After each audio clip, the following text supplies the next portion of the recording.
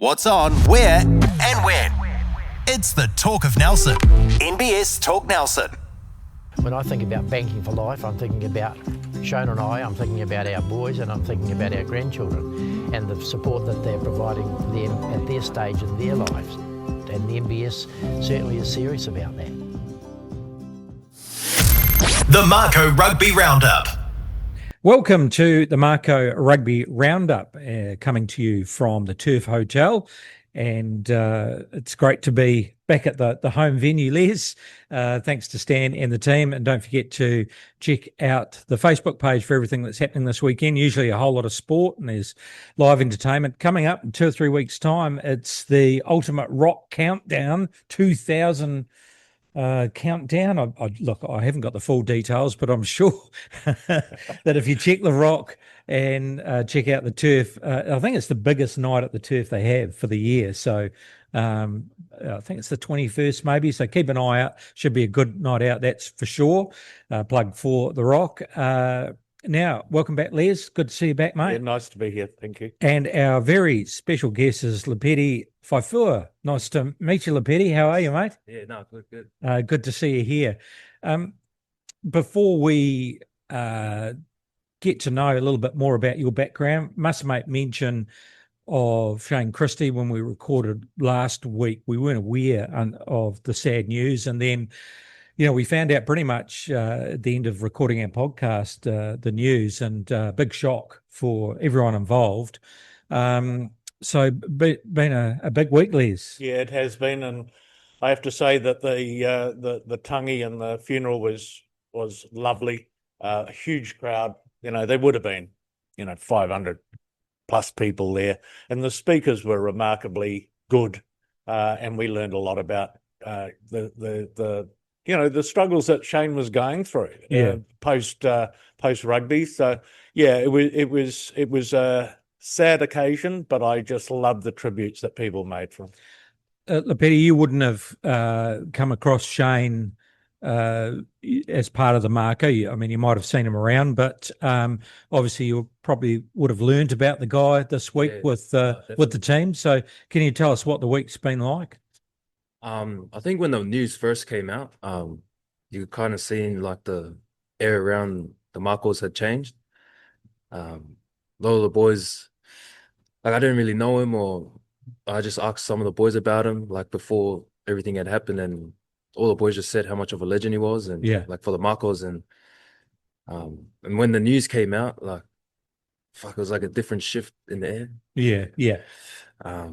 But I feel really sad for the boys that knew him, and for his family and stuff. So going into that Otago game, obviously there was a lot of talk about him and the motivation going into that game against Otago. I think a lot of the boys were playing with a little bit more love, and a chip on their shoulder for that game. So and it came to fruition at the very end of that game. Well, didn't it? I mean, didn't the maybe Shane was smiling down on them and gave them one last opportunity to get across the line. We'll talk about it more later, but that was a game where probably the best team on the park lost, and I would say Shane might have had a hand in that.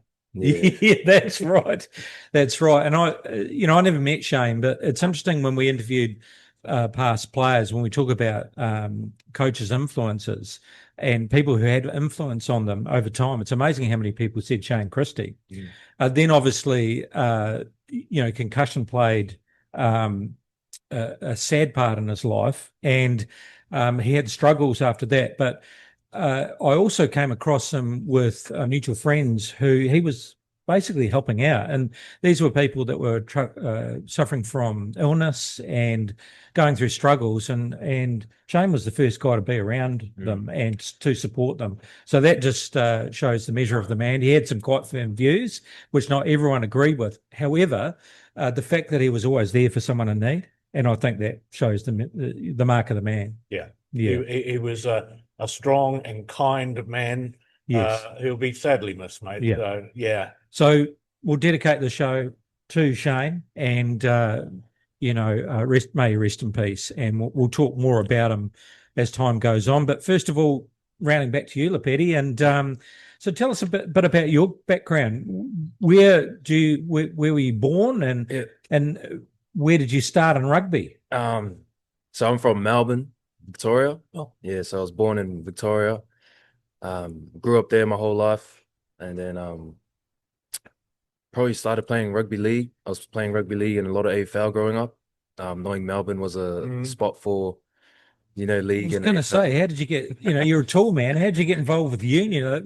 One of the AFL clubs would have picked you up, I would imagine. So I'd quit playing rugby league and wanted to go down the journey of AFL. Just opportunity there, and then this weird opportunity came where I was given a full scholarship to St. Kentigern College in Auckland. Oh, so that's where my rugby union journey started. Okay, Wow. so they identified you playing different sports in Aussie, but decided they liked the shape and size a bit. so there was no connection with the college at all? No Not through connection. family, or so it was just No, there was a little connection. I was doing a little bit of training, and then this guy had come over, this agent that was friends with the guy that was the trainer, and said, can we take videos of him? And then sent it to St. Kitts, and then that's when I moved to New Zealand for school. Jeez, how's that? And how old were you then? I would have been about 14. Right, wow, Yeah. quite young. Yeah. But I moved to St. Kitts when I was 15. So Right. So that was into a rugby program that they had. Was it specifically for rugby, or? Yeah, it was specifically for rugby, but it was more like get all the young kids together and get around each other for when rugby season's not on. Oh, yeah. So that was what it was like. Wasn't any kind of rugby training. It was just like a get together with the place is called Iron Armour Academy. So that's where I I got the opportunity to go St. Kitts, and that's where my rugby union journey started. and did they have a first 15 program there, or? Nah, this was just like, Just so random more training, about just more about youth development. youth Is it that development, kind of stuff? yeah. And education is part of that as well. Yep. Yeah, right.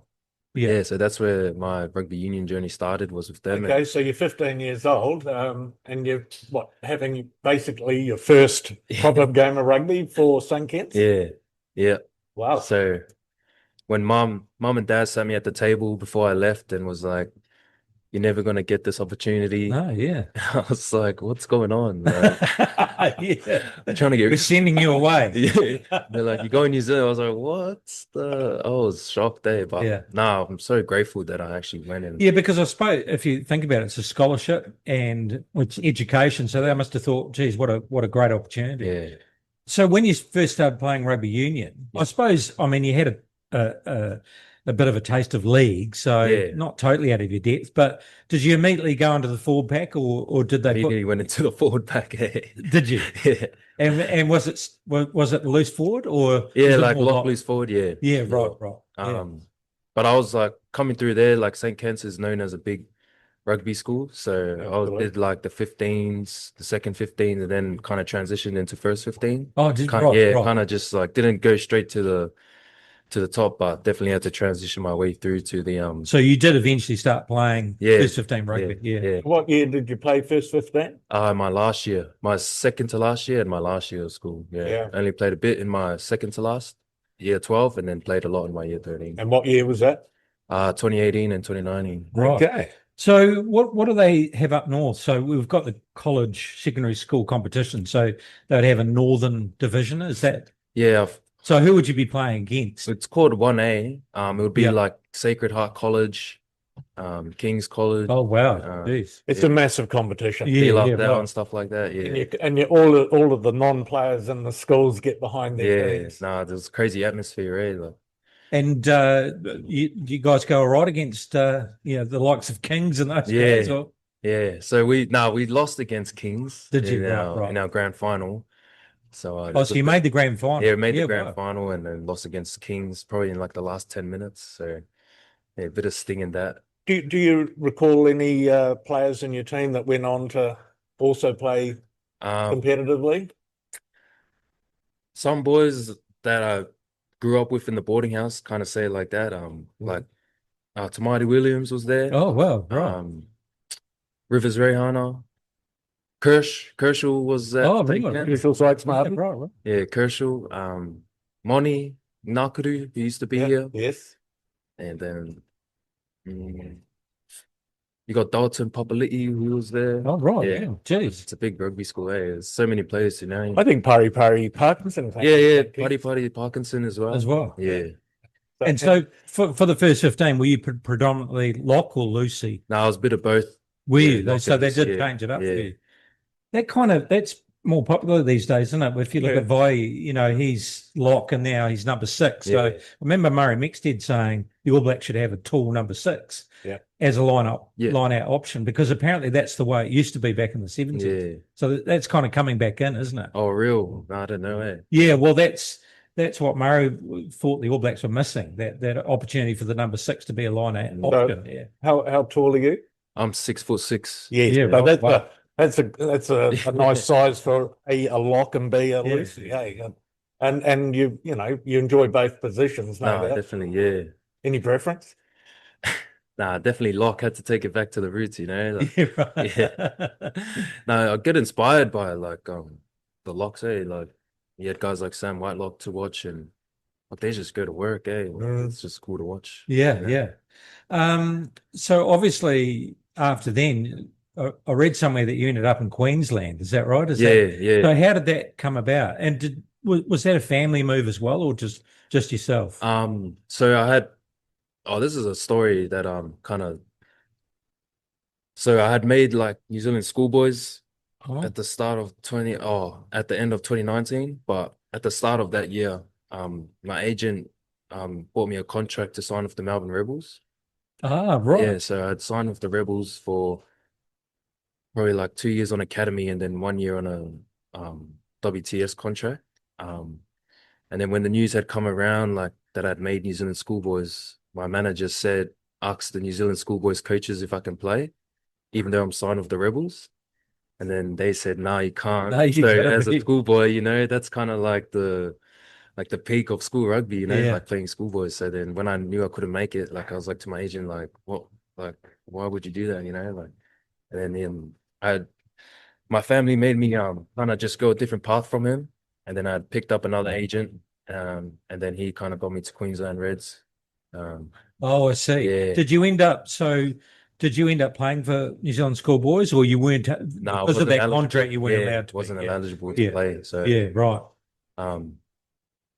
So I had made a switch to a different agent, and then he had got me the opportunity to Queensland. Yeah. Yeah. And was that going into like an academy squad, or how? Yeah, an how did that academy. work? Yeah. So by the time like I'd finished school, I went to school again. I had repeated a year in Brizzy.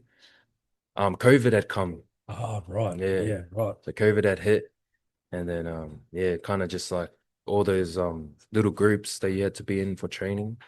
Yeah, that's kind of what happened there. So was Brad Thorne there? yeah, Thorny was there. Kane Haynes? Yeah, Kane Hames was there. That's weird. Wow. Yeah. Geez, what a legend, eh? I mean, dual international, eh? And played Australian League as well as. His resume is. Did he ever play? He didn't play for the Kiwis, did he? In league? No. I can't remember that. No, he did not. But I suppose he wouldn't have been able to for He was an Aussie. Yeah, he was an Aussie league player. Eh? Yeah. Yeah, he was an absolute monster. Yeah. Brett- So you enjoyed being a lock. You would have enjoyed your time. Yeah, no, talking to him. yeah, like his mindset on things was just like different level. Eh? Like as a young kid, you just like what. Just soak it It's up. just like, what the heck? How can someone, like get like that? Man, the guy's like huge, and he would come inside the gym, like get all the boys up, like, is that all you got? And then jump on the bench and start benching. He's like, what the heck? The coach is out doing it. Yeah, but and I often heard about the fact that he was often, first at training and last to leave and all of those kind of things, you know. And when you hear stories about champions, you always hear that kind of stuff. And he just trained and trained and trained, didn't he? Yeah. Lived it. So, but hard man, but personable man. Like he good to get along. Definitely got personal with him one time. Kind of just said like, your this is your life and this is your career, like make the most of it. So kind of always remember that, like what he told me and stuff. So So Queensland Red. So at what? Because you ended up at the Force. So at what stage or how far did you go with the Reds until you then had to make So I a long? moved there 2020, did like the academy. I was there for maybe 4 years. 2 of those years I'd been like injured. I had gotten a hip surgery, and then I had ruptured my Achilles. Oh wow! Yeah, Gee. I was out for about like 18 months, and then I was really grateful to get a game though after my injuries. So I played about just like 6 games for the Reds. Yeah. Yeah, right. Yeah. Well, that's awesome in itself, isn't it? Yeah. So what was that like? I mean, because you've been injured for 2 years, and the last time, I mean, you'd played presumably some academy stuff. Yeah. First 15, bang, straight into a Super Rugby game. Yeah. So, I mean, what was that intensity like? It's crazy, yeah. Like I debuted in Melbourne, and just the nerves, that you have just Against the original team against the you'd Rebels, yeah. So that was my debut game. So I was able to Ooh. debut in Melbourne with like all my With your family. Oh, Yeah.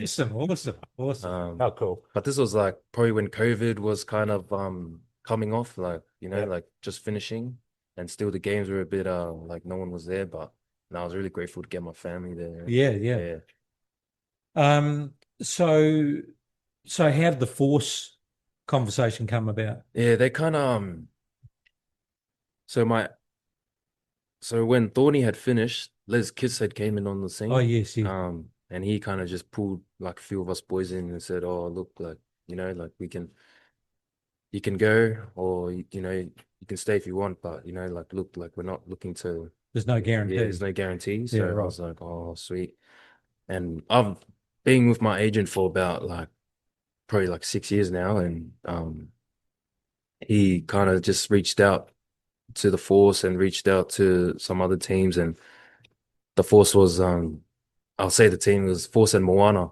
Oh, okay. Yeah, so right. Two of them after yeah, you. so I had Moana and Force, and I was like, I don't know what to do. Like Yeah. Moana's coming up on the scene. Do I really want to go back to New Zealand? But if you think about the coaching there, like Tana and stuff, Yeah, like, yeah. you're thinking, oh, sounds good, eh? And then I just said to myself, look, whoever calls first, because my agent had told me that day, like, oh, look, they're both gonna give you a call today, so just get your phone on. And I was like, oh, whoever calls first, I'll just kind of just go with it. And then Force had Tossing a coin like that. the Force had called, and I was like, oh, it looks like I'm going to Perth. Who rang you from the Force?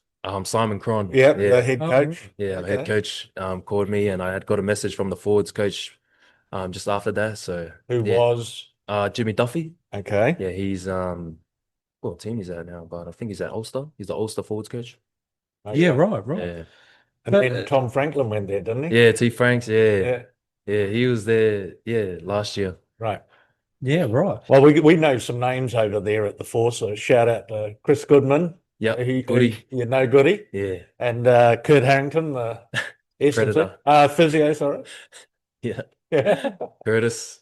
He's a funny man. Yeah. Now Valeti Katu as well, and yeah. Upper Morley and stuff. Yep. Those were definitely the guys that I went to before coming to Tassie, like asked them some All right. questions. So there's a nice segue into how you got here. Well, that's right. But I was just going to ask about the going into that culture and that environment. Yeah. I mean, I've lived in Perth, nice place. Yeah. Nice warm weather, a little bit isolated from the rest of the country, but close to Asia, so you can always pop over to Bali if you want. But the Force culture there. So a good bunch of lads and good environment. No, yeah, good lads. It's a good environment to be of. Like Perth's a beautiful place. Like a group of us boys always go out to the beaches during the summertime. And, no, it's just Do you have to be aligned to any club over there? Like a club rugby team? Yeah. So what was your club? my club was Southern Lions. Southern Lions. Yeah. Gee, I can't remember them, but I remember Bayswater. Yeah, Bayswater, yeah. And Nedlands. Yeah. And now it starts with K, Kalamunda. Yeah. No, I got given to one of the small clubs. Oh, help them build them up. Did you play for them? Yeah, I played a few games. So where are they based? They're based south. Can't remember the exact sort of area. down Freo way. Probably Coburg. Oh, okay, Yeah, right. Coburg. Yeah, As you come into Perth, Yeah. from down south. Oh wow, how's that? Yeah. Hey, and Ryan Coxon. Yeah, Coxie too. Yeah, so you played with him? Yeah, played with Coxie. Yeah. Played with Coxie heaps. We're actually flatting together here in Nelson. So hence why you're off shortly. yeah. He started it up, man. It got me that bug, man. So Yeah. And actually, you got to knock him off the top of the table, don't you? He's too good. pretty handy with the golf.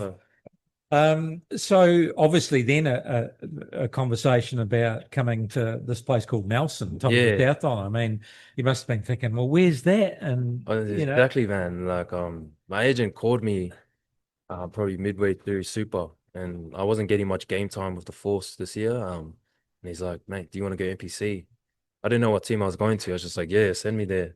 Like, let's go. And he's like, oh, well, you're going Tasman Mako. I was like, Tasman Mako? Who's the Tasman Mako? So I had to go on Instagram and like search up the Tasman Mako, saw the team list, and I was like, whoa. Well, you know some people, eh? Yeah, I was like, whoa. So he didn't shout out in the change room, say, does anyone know where the Tasman Mako is? And he goes, actually, I do. Coxie was like, oh, I got a message, mate. And I was like, I don't know what you mean.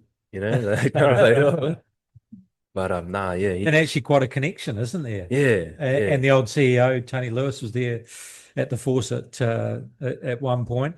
So, yeah, and that's what we do often find, isn't it? When some players are looking and searching for different pathways, that Tassie does provide that opportunity. And often they kick on, to bigger and brighter things. In fact, Coxie got the opportunity with the Force, didn't through those connections as well. So arriving here, and once you sort of found out a little bit more about the team, so how have you found it so far? Nah, like I said in another interview, I said, like, I love it, Like, love it here. The culture here is like very tight knit, very close. You can tell the group's been together for a while now, so that makes it even better. And then just like the experienced boys, like I got like Quinn Strange and Antonio. Yes. Yeah, so you got me and Hunter, who are kind of still young and can learn off those guys. And now that I'm making the transition to loose forward, I can get to like Siona Havili and Ethan Blackout or Scratcher. Yeah, like even Fletcher's, we're both kind of the same age. So yeah, all the boys kind of talk about, oh, we come back next year. And I'm like, mate, sign me up, mate. Sign me up. Yeah, and we get that too, don't we? We get that feedback that once you're there, they love to come back and put in. So I guess that's a case of you arrive, and all of a sudden people are reaching out to you and welcoming you, and just embracing you into the team. Was just like being welcomed first of all, and then like felt like you got a warm blanket chucked over you, like. Isn't that a nice way of describing the culture? It's a beautiful place as well. Like, we have a nice spot, Coxie and I, and we can look out on the water, and we just always buzz out. Like the view doesn't get any better, and just the boys as well. The field's not unlike Perth, isn't it? Like, I often think Perth's a big country city. People are friendly, and I often felt that. Yeah, Nelson's really a smaller version of it, really, isn't it? Yeah, it is. It's got that same feel about it. Yeah, my partner was here last week, and she just said, like, she's from Perth. She was like, this reminds me of Perth, just a bit smaller. Yeah, that's right. Oh, that's lovely. Yep. Yeah, nice environment.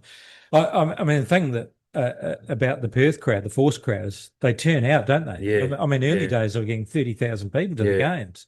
We can't quite match that, but not a bad side. The Mako, you must have, once you start looking at the history, saying, "Oh, okay." I was like, "Oh, a small town. We're gonna win finally." Yeah, that's right. Sorry. No. It's good to be in a place that's great culturally. Thanks a lot. And you get some wins as well. The loss ratio is going up, man. That's right. Going down. Yeah, it's good. So let's talk about your development into the side. So you've had a chance to take the paddock, and you've still got a season to go. And as you said, you've got some great locks. But you're talking about that transition into learning the Force, the loose forward role. Just heard that Ethan's done his thumb. So all of a sudden it creates opportunities, doesn't it? So tell us about that development for you and what you're hoping to achieve. Yeah, look, in Aussie, like, it's kind of all competitive over there. like people are trying to get a spot, and it's kind of just all for you, all for yourself. But when I came here, like I came here with kind of that mindset. But then as I kind of learned around like the older boys and like Scratcher and that, like you can compete, but we're all here to help each other. And that was one thing that I was like, oh, like it was a bit of a shock. Like, oh, Scratcher's telling me some of his secrets, like that you wouldn't tell anyone, and Quinn Strange is kind of like making up like all the lineouts, and I was like, man, is this how you think in the lineout? So, yeah, as the longer I've been here, the more I've realized, like how much this team means to the boys, and how much like like when new people come in, the way they want to welcome them. Like they say when you debut, like you're forever a Mako, like you take that with you, and the boys just always make it feel like this is your home, like while you're here. It's just a place where you come and play rugby, like. And you're saying, Pets, that no one's selfish with their knowledge. Yeah, no one's selfish. Like everyone's just like an open book. Like you can ask them anything, and they would just spill it out to you. And I was just like, that's exactly like like what you kind of need in this. Like, so you haven't really come across that in other environments? oh, look, I was a young guy coming up. There was a lot of like probably like people who wanted to make wallabies and stuff, and they got a bit. Oh, I don't want to say anything, but got a bit selfish to their ways, and Very competitive environment. very competitive environment. Like that's good. Like I enjoy that environment, but coming here, you can talk to someone and they'll just spill out everything, and well, that'll make you a better rugby player. Yeah, that's what helps, growth, within each other. Training, like compete, but then off the field, go up to each other and then be like, oh, bro, how did you do that at training? And then you just be like, yeah. And you're probably more willing to work harder for each other when you're doing that. Yeah. I mean, we'll talk about the game more, but that's what I noticed on in the Otago game, is that the amount of injuries that happen. Yeah. And then those boys all came on. And one of the things I like about the Mako is that the fact that when the bench comes on, often the standard doesn't drop. And in fact, and we'll talk more about that, I thought when the bench came on, it rose. Yeah. You got to, and they had to. Yeah, and they had to, but so the coaches have got that confidence if you can do it right across the team that that the standard won't drop no matter who's on. Yeah, and that's what I felt on that game. But we must make mention because you made the Australian under-20s. Yeah, I played the Aussie 20s. And so when 22? Yeah, 2022. Me and Tasman Mako were both in that. Right. And we had played against New Zealand under 20s, and that team was Monu played for that team, Macca Springer. Yes. We got bragging rights. Yeah. Who won? Nah, New Zealand. They put like 60 on us, man. It was yeah. Me and Maka try not to talk about it that much. Hey, we were just like the time that we don't want to remember, to be honest. Does Maka remind you? Yeah, Maka scored I think maybe a hat trick against us that game. Was that and so did you go to a tournament or is it just a test match? Oh no, it was a tournament. It was the Pacific tournament, I think. Yes. It was Argentina and South Africa. Yes. New Zealand were the only teams then. There was no World Cup that year because I think COVID had struck again. Yeah, right. Yes. So who was coaching that under 20? Nathan Gray. Oh, right. Yes. Grazy was like Wallaby centre. Wallaby's legend. And I can't remember anyone else saying. Yeah, right. Yeah. So obviously a great experience. Yeah. Apart from getting towelled, but so I guess the next thing is we'll talk about the rest of the season and what you hope to achieve. But for you next season or the season coming up, aspirations, what do you hope to do? And then if you're in the under 20s, is the green and gold in your sights, hopefully? Yeah. Just want to right now, Mako season, I just want to be present with that. But come next year, like I didn't get much game time with the Force this year. So I'm definitely gonna go there to compete after this, like. So you'll get another crack at Yeah, I I got one more year with the Force. Yeah. So yeah, just want to make the most of it while Yeah. I'm there, and definitely came to the perfect place to kind of get confidence going into next year. So Yeah. yeah. And then the longer term goal Yeah. would be to stay in Super Rugby, Yeah. but then also potentially compete for a definitely gig with a green and gold. Yeah. No, definitely a goal for myself, playing for the Wallabies. Geez, how's that? Well, we have to have a chat to that agent because he could have been wearing the silver fur. He could have Stepped been. the bloody off. Absolutely. Got him now. Yeah.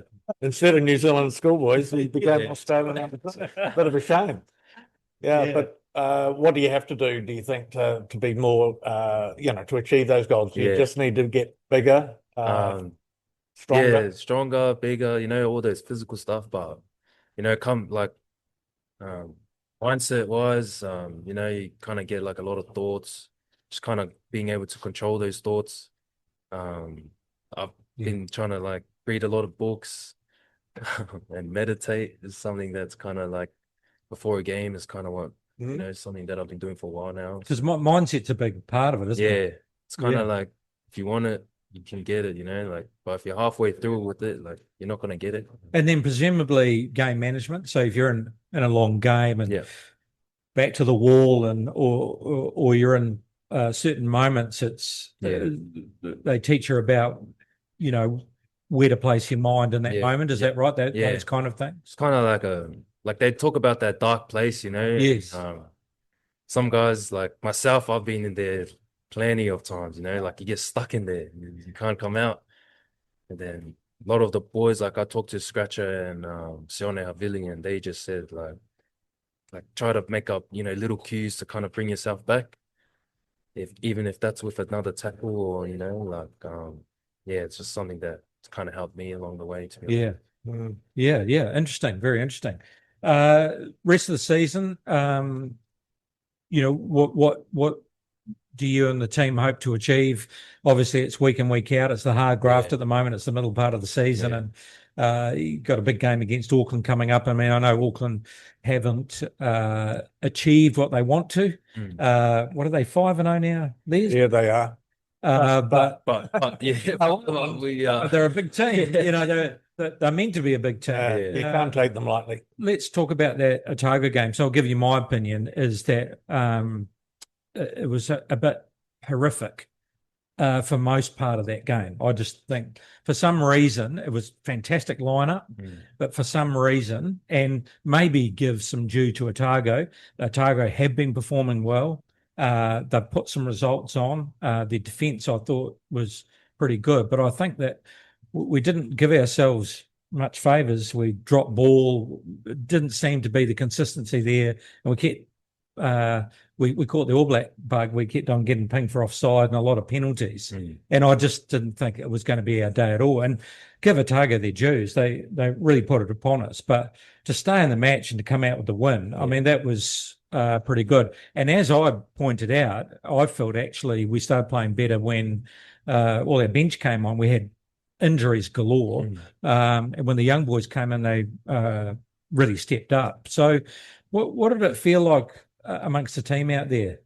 Yeah, I was thinking I was gonna get like 5 minutes, because it was like Scratch's 50th game, so I thought he was just gonna play like a whole. Well, he said like a he'd whole want to game. play 80. Yeah, so I was like, oh, look, I'll probably, whatever time I get, I'll be grateful for it. But at halftime, he kind of just his hand was just all swollen through, Yeah, and right. he was like, oh, and I was like, so kind of just I told Scratcher after the game, hey, like I was just like thinking about like thinking about like, because he was kind of one person that took it tough about the passing, and lots of the boys did, and like he could tell he was playing with a bit of sting out there in that first 48. Like even though his thumb was so he could have heard it anywhere in that game in that first half, and could have just kept going. So yeah, he was just someone that has been helping me a lot with that back row position. And yeah, So you're sitting on the bench, and it's a tough first half. Yeah. And there are, as Chris says, a lot of injuries even in that early stages of the game, changes. Your take on the first half? Did you go into the shed with confidence, or were you? No, definitely. Yeah, I definitely said yeah, we're still in this game, Did you feel it wasn't quite clicking? Yes. Or, Don't want to or let do it. you not notice when you're on the bench? You're just so No, I don't want to look frustrated, as I'm sitting on the bench. We kind of talk about the flushing our mistakes. Next job, Just get on. just get onto it. Yeah. But yeah, you could tell the boys were getting pretty frustrated. It was a late game. It was cold as hell. That's probably the coldest it's been Yeah, since that's I've right. been here. Yeah, 7 o'clock in winter. And a Yeah. bit dewy, but Yeah, the ball just being slippery and stuff. Yeah. That stuff. We can't control. The weather and stuff like So that. what was said at halftime? If I remember correctly, it's just stay in it, yeah. nothing too much. Just we're still here. You got a game plan. We got a game. Stick to our plan. That's all it was. Boys were just we had lost Scratcher. I think Antonio came off. Mitch Drummond came off, your halfback. Jim came off. Came off. It was. It was a tough day. Saw Jim come off in the first 15, and then Johnny came off. Scratcher came off, and kind of can just feel people were kind of underestimating the boys that came on a little bit. Well, this is what Chris is saying. In fact, and the fans would know that you bench guys. The Sparkies came on and did a job. Yeah. I thought they lifted. I thought the halfback was great. Obviously Leicester, he had a couple of good runs and got us across the line, but to have the confidence Willie kicked great. I thought he kicked superb, and then they could have kicked for extra time. But to have the confidence to go for the line and do the job. That was leadership on that field. As a young guy coming on, it's just overwhelming. But you kind of learn how to control that. You got David Alvili on there, Quinn Strange was still on. Saying relax, we got and Tasman Mako, to his credit, came on in tough conditions and nailed all of his lineouts. That just helped correct the ship, because there was a lot of difficulty with the line out in the first half. And I must make mention though of the the name escapes me, the previous hooker that was first on, Eli Odenrid. Yeah, I thought he had a fantastic game. In general play. In general play, man, he's a talent. He's a talent, but just the lineouts weren't working out, and that put us under a bit of pressure. But you're absolutely right. When he came on, it settled things down, and those set pieces were working, weren't they? Who'd that last lineout go to? Went to Hunter. Oh yeah, and he played well when he came on. I thought as well. Well, he started, No, he came off the bench. No, he came off the bench. I apologise. Hunter's. So you and Hunter are on as line-out options? Yeah, me and Hunter are on as line-out options. So I went on as 6, and he kind of came on as lock for Tony. Yeah. But And Quinn Strange looked hurt with about 10 to go. Yeah. Something was up with his shoulder, but he hung in there, and then his leadership, as you say, he and Davey just really drove that that last period of play. So let's quickly talk about Auckland. Obviously, it's home crowd in Lansdowne Park. It's going to be a great day in Blenheim. Double header. We'll talk about that. Going to be a tough match against Auckland. What have you talked about? And also, the team has been announced, hasn't it? Yes. So I think Pitts is on the bench. Yeah, coming off the bench. Quinton's Quinton and I on the bench. I can't remember who else. Yeah. Well, there are some changes. And what have we got? Row, is it third halfback or fourth halfback? Will Thornelli is number 5 in the originally, and now he's second halfback for the weekend.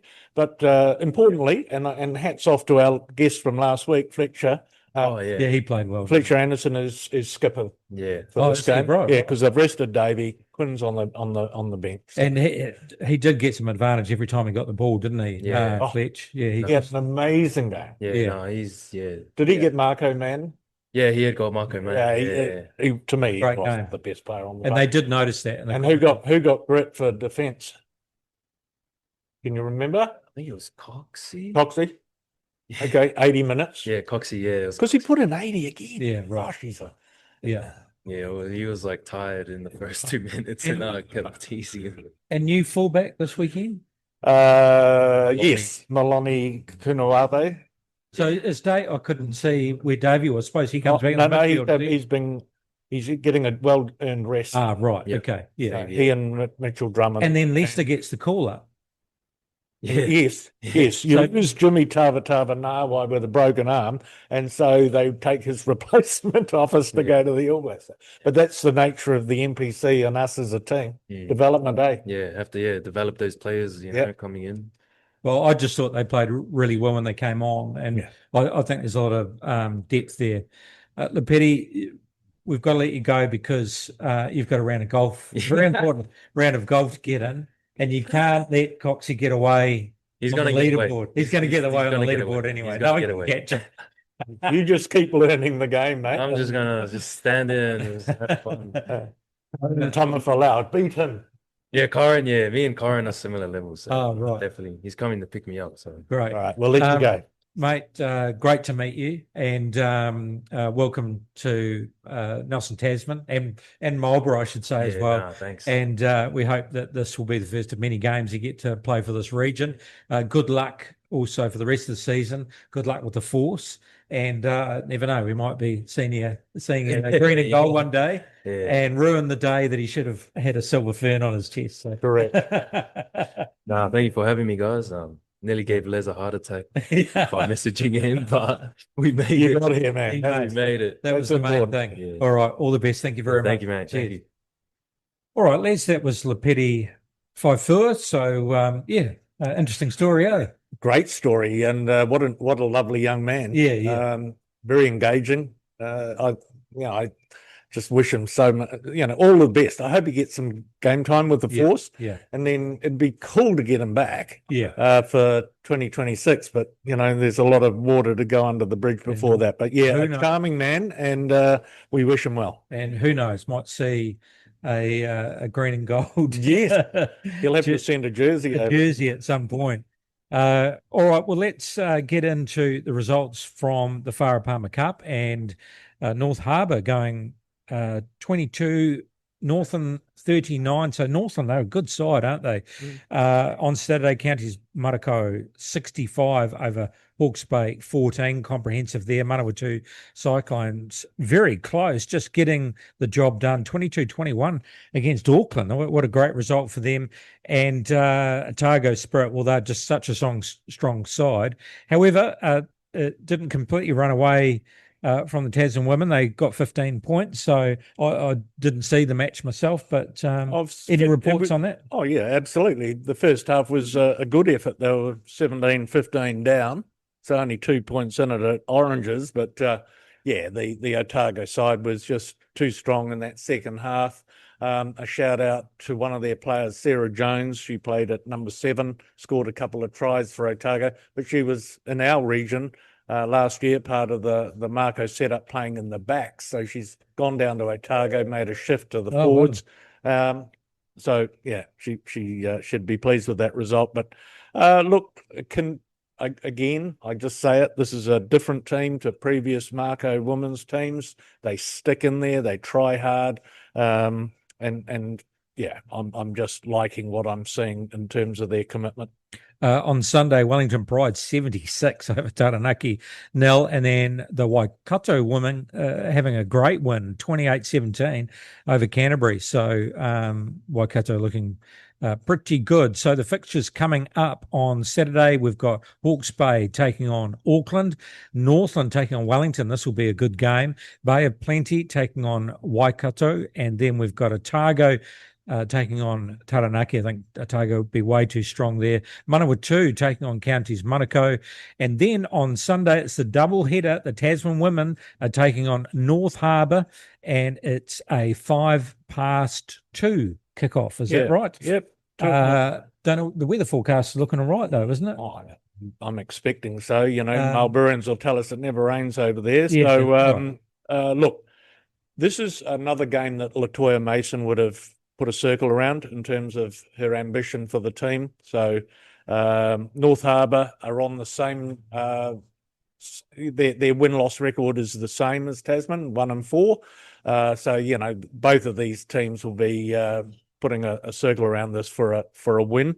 I think that the fact that we're at home gives us a bit of an advantage. Yeah. So yeah, I'm just hoping that, you know, Blenheim gets out in good numbers to support them in the first of a doubleheader. Good stuff. Looking at the Bunnings NPC results, and Bay of Plenty 19-7 over North Harbour. So they're back on winning ways. Canterbury 53-14, Manawa 2, looking pretty strong. Counties Manukau going down to Taranaki 43-22. Northland doing it over Hawke's Bay 27 Yeah, to 22. I think we tipped that. Just the continual improvement that they've shown. Yeah, and Hawke's Bay not getting the results perhaps we thought. We'll come back to the Tasman game, but Wellington 36-17 over Auckland.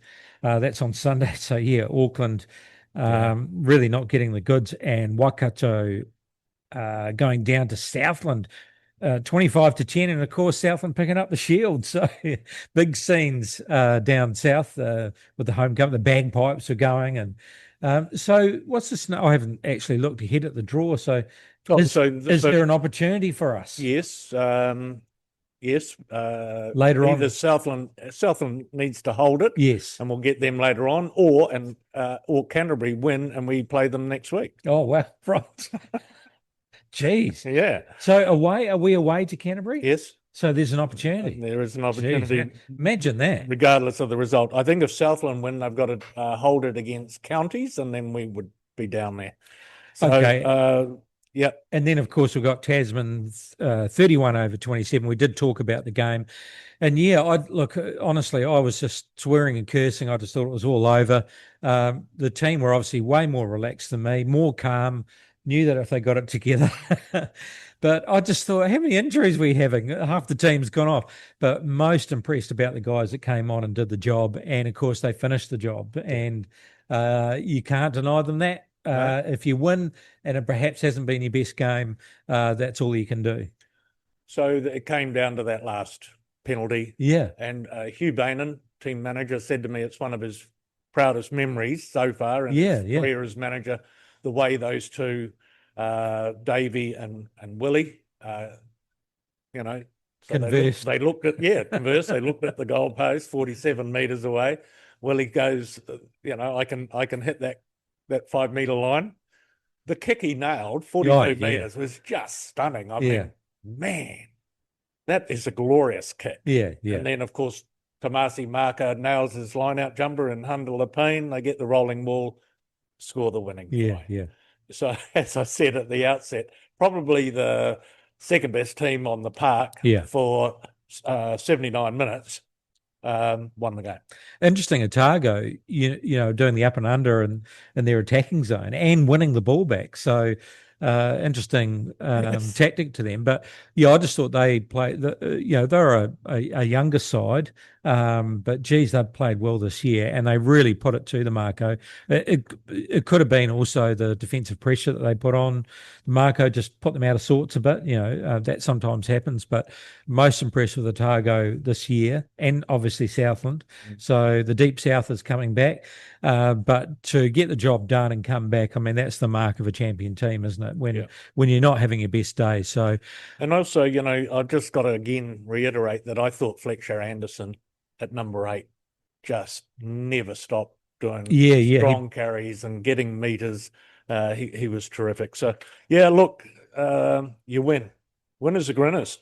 Woo! 100%. If we look at the fixtures for this weekend, on Thursday night, it's tonight as we record this, Counties Manukau take on North Harbour. So we'll do our quick picks there, Les. That's a tough one. Counties at home, I agree. Otago versus Northland, both in good form. Is at Forsyth Bar Stadium. Yeah. So look, Otago at home. Otago at home. What do you think? Yeah, I think Otago at home. I couldn't pick that one, but I'd say Otago. Those first two games are tough picks. They are. Saturday, we've got Hawke's Bay versus Wellington at McLean Park, both in different form.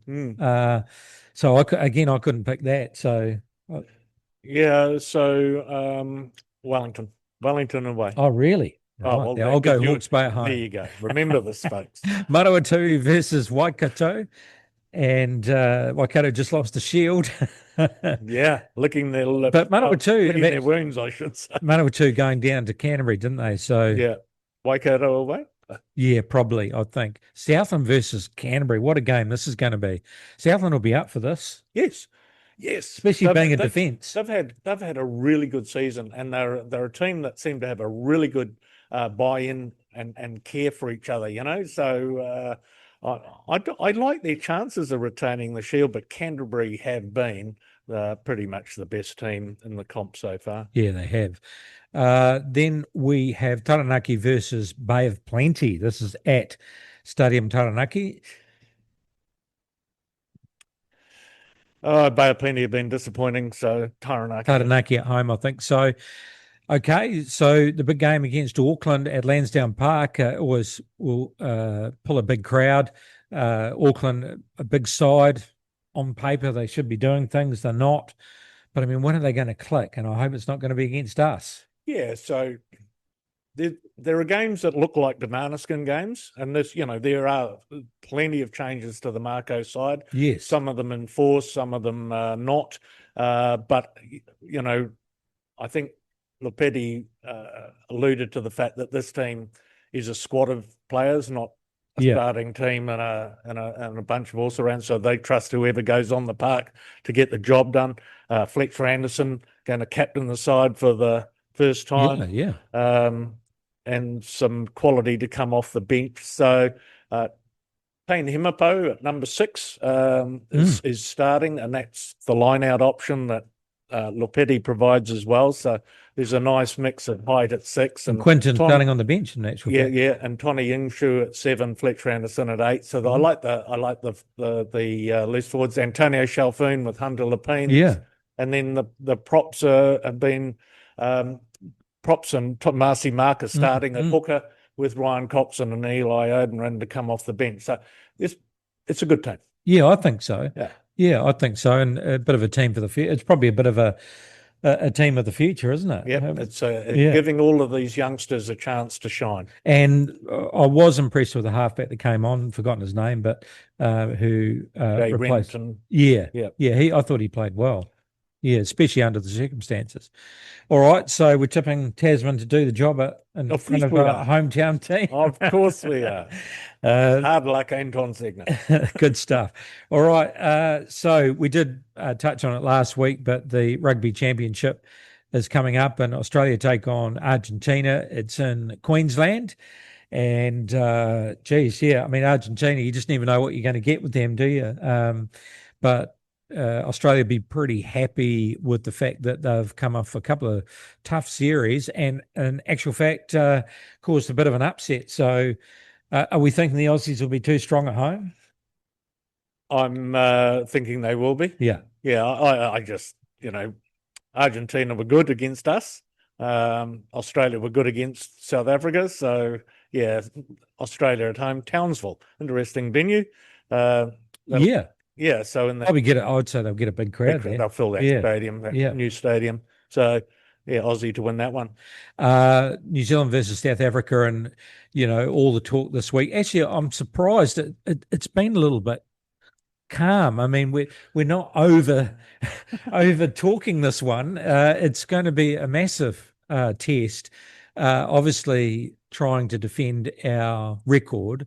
I would have immediately thought there's no way that we're going to be able to do it against the South African team, except for the fact that I don't know if they're firing on all cylinders at the moment. And I don't know whether Russie's just keeping some gunpowder in his pocket.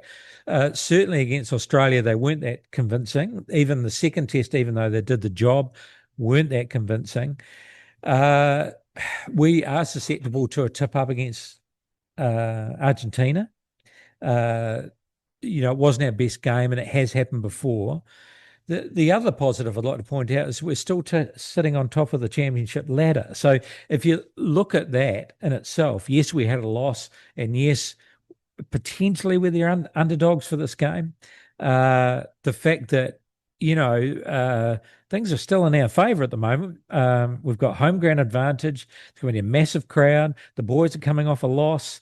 They don't want to break that, get rid of that record. And we're still in this championship. In fact, we're sitting on top. And Wayne Smith's in camp too. And Wayne Smith's in camp. To keep them The focused. maestro.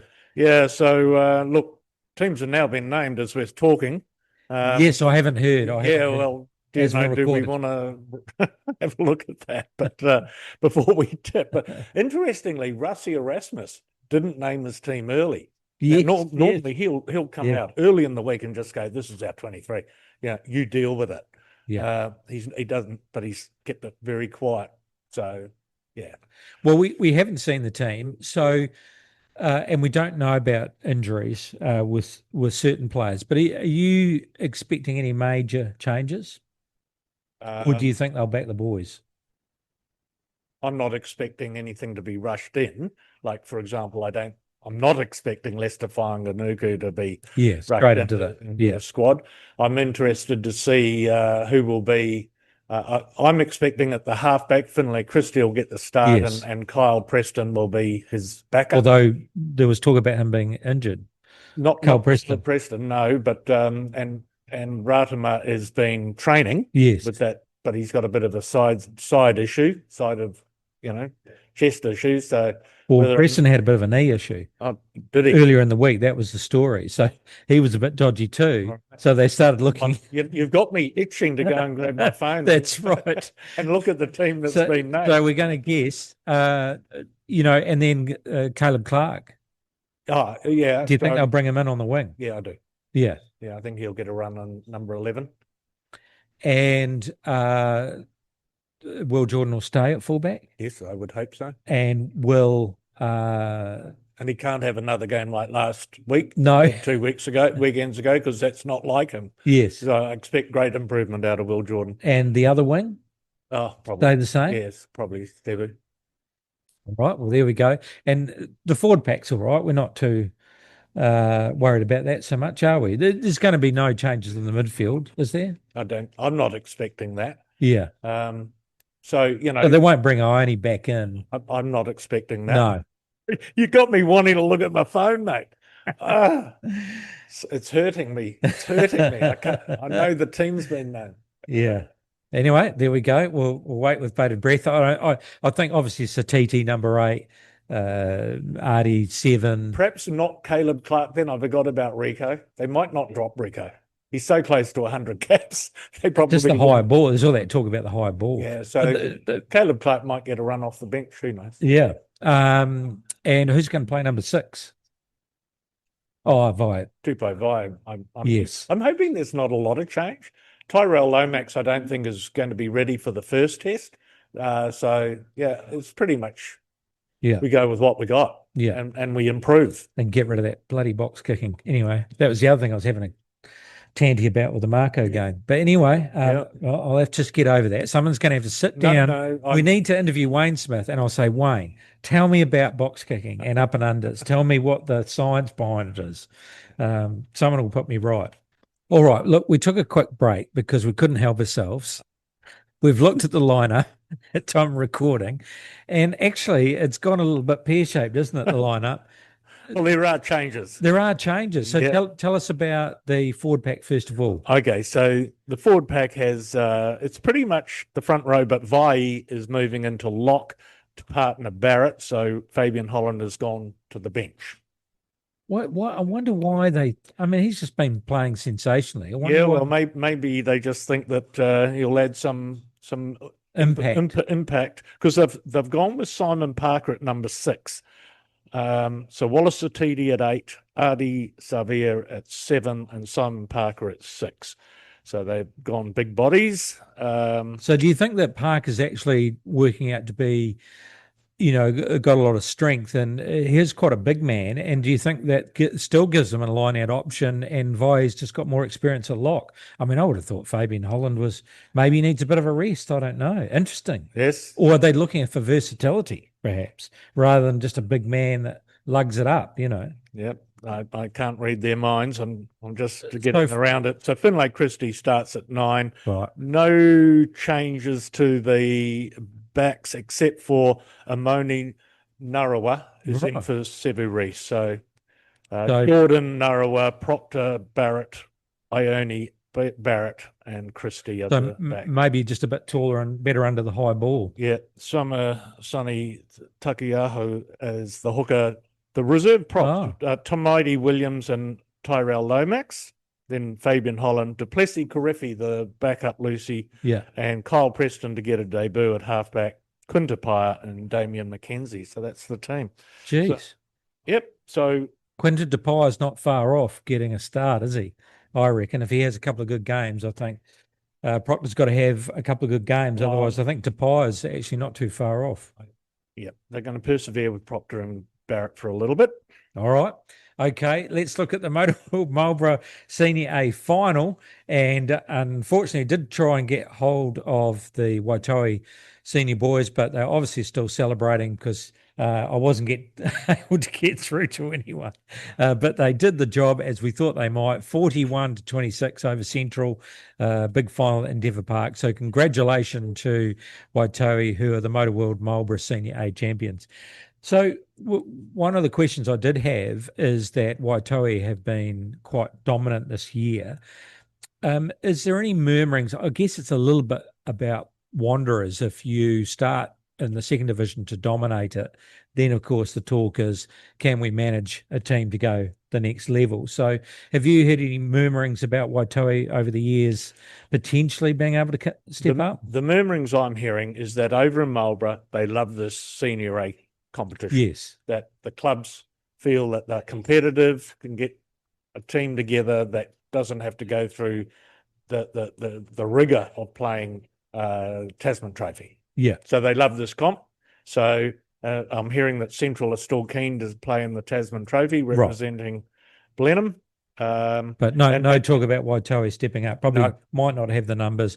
Yeah. Central obviously can still field a quite competitive Marlborough A team, being runners up. So because that's always the thing, if you jump up a division, you've got that scenario where you've got to then field your local first division. So there's a meeting on Monday, a combined council of delegates clubs meeting in Rye Valley. So it'll be an opportunity for the Nelson Bays and the Marlborough clubs to sit around, talk about what the 2026 competitions look like for senior men and senior women.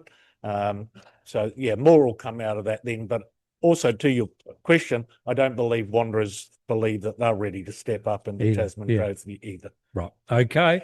We'll see what comes out of that. And just quickly whipping through some of the results from the Women's Rugby World Cup. And obviously New Zealand 62 over Japan 19. I only saw the highlights, so can't really comment if they're on fire yet, but a bit of work to do, I'm sure. We had South Africa. Well, they said it was an upset over Italy, probably because South Africa's program hasn't been around as long. But watching them against the Black Ferns 15, I thought South Africa looked quite good. Big forward pack. So they're pretty rapt to get that win.